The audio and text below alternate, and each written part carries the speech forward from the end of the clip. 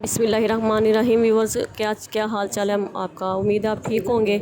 यहाँ मैं आज बनाने जा रही हूँ चिकन वाली चना दाल, जो हलीम की तरह तैयार होती है। बहुत आसान सी रेसिपी है। इसके लिए मैंने इधर मैंने साथ के प्याज ले लिए थे। आधी प्याली घी मैंने प्रेशर में डाल ली थी और उसको हम अच्छी तरह से प्याज को ना गोल्डन कर लेंगे।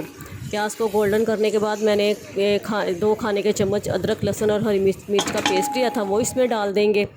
और लहसुन अदरक और हरी मिर्च के पेस्ट को अच्छी तरह से हमने फ्राई करना है ताकि उसका कच्चापन दूर हो जाए। और यहाँ मैं आपसे कहूँगी कि मेरे चैनल को सब्सक्राइब कर दिया करें, बेल के आइकॉन को दबा दिया करें और मेरी वीडियो को लाजमन शेयर किया करें और एंड तक देखा करें और मेरी हौसला अफजाई किया करें।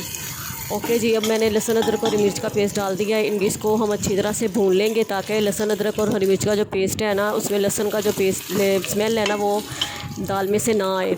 अच्छी तरह से भूनेंगे इसको और बहुत अच्छा सा भुनने के बाद इसमें मैं स्पाइसेस शामिल करूँगी, जिसमें मैंने ब्रिक जो कुटी हुई लाल मिर्च है उसको मैंने 1 चाय का चम्मच डाला है और हल्दी 1 चाय का चम्मच डाला है।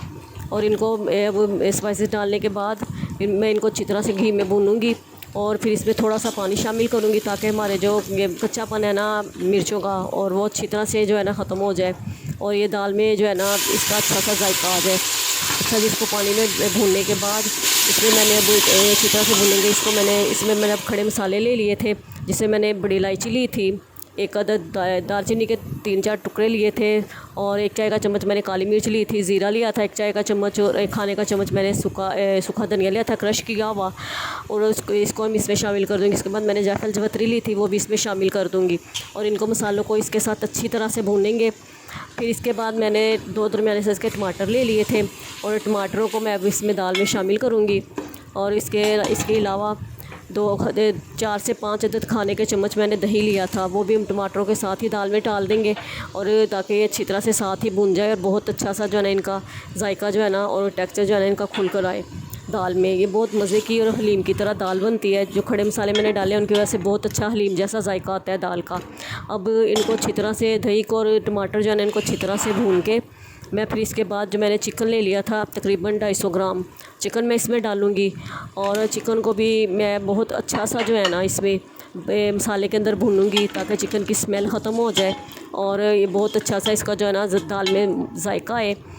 इससे अब ये चिकन डालने के बाद मैं यहाँ पर नमक भी डालूँगी। नमक मैं अपने हस्बे जायका डालूँगी, आप भी अपने जायके के मुताबिक नमक कम या ज़्यादा डाल सकते हैं।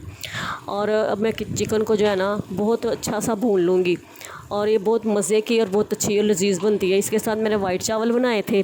वाइट चावल की जो रेसिपी है ना वो भी मैं अपने चैनल पे आपके दूँगी और वो भी बहुत अच्छे बनते हैं वाइट चावल के साथ। इसमें हम सिंपल जो है पुलाव होता है ना, जो हम प्याज का या ज़ीरे का तड़का लगा के बनाते हैं, हम वो भी दाल के साथ ले सकते हैं। लेकिन मेरे घर में तो ज़्यादातर वाइट चावल जो है ना वो शौक़ से खाए जाते हैं और पसंद किए जाते हैं।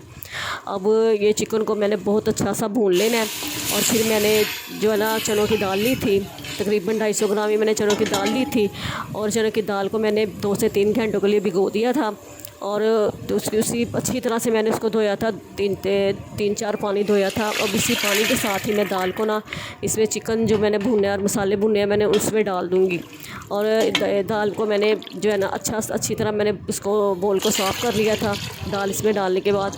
अब यहाँ पर मैं वो जो दाल में पानी था ना जिसमें भिगोई थी, उसके अलावा मैं 1.5 से 2 गिलास पानी की और शामिल करूँगी ताकि हमारी दाल बहुत अच्छी सी गल जाए। मैंने प्रेशर बंद कर दिया था और दाल को मैंने 25 मिनट तक पकने के लिए रख दिया था। अब माशाल्लाह से प्रेशर को मैं ओपन करूँगी और दाल को चेक करते हैं। दाल मेरी माशाल्लाह से बहुत अच्छी सी गल चुकी थी और इसको मैं अब चेक करूँगी और इसके बाद मैंने दाल को बहुत अच्छा सा ना घोटा लगाना है और घोटा लगाने के बाद इसको फिर देखेंगे और फिर इसको थोड़ा सा ना पकने के लिए फिर हम रख देंगे। घोटा लगाने के लिए मेरे पास घोटा तो अवेलेबल नहीं था, तो मैंने ना घर में जो जिसके साथ लस्सी वगैरह हम लोग बनाते हैं, मैंने उसी के साथ जो है ना मधानी के साथ ही मैंने इसको बहुत अच्छा सा घोटा लगाया था। और इसके साथ साथ मैंने चिकन जो है ना उसको भी साथ साथ मेल्ट करती जा रही थी ताकि दाल के साथ चिकन जो यकजान हो जाए और इसका जो मज़ा है ना वो इसके अंदर आ जाए।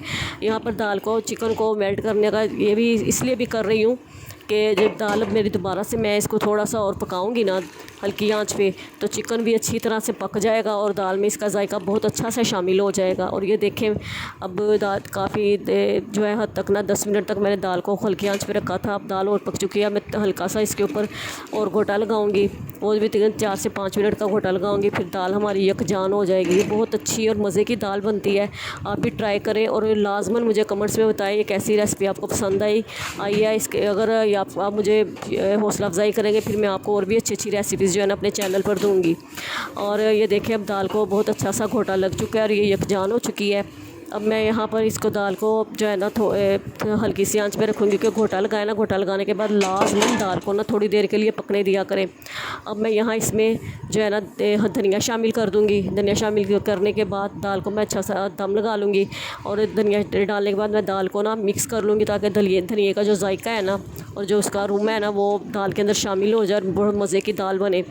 और माशाल्लाह से मैंने बहुत अच्छा से इसको दम लगा लेना है। उसके बाद मैं इसको डिश आउट करूँगी चावलों के साथ। बहुत अच्छी सी मैंने इसकी जो है ना वो डिश आउट मैंने की है, बहुत अच्छी सी गार्निशिंग करके। और आप देखेंगे कि बहुत मज़े की जो है ना मेरी ये दाल रेडी हुई है और आपको बहुत पसंद आएगी, लाजमन ट्राई करें।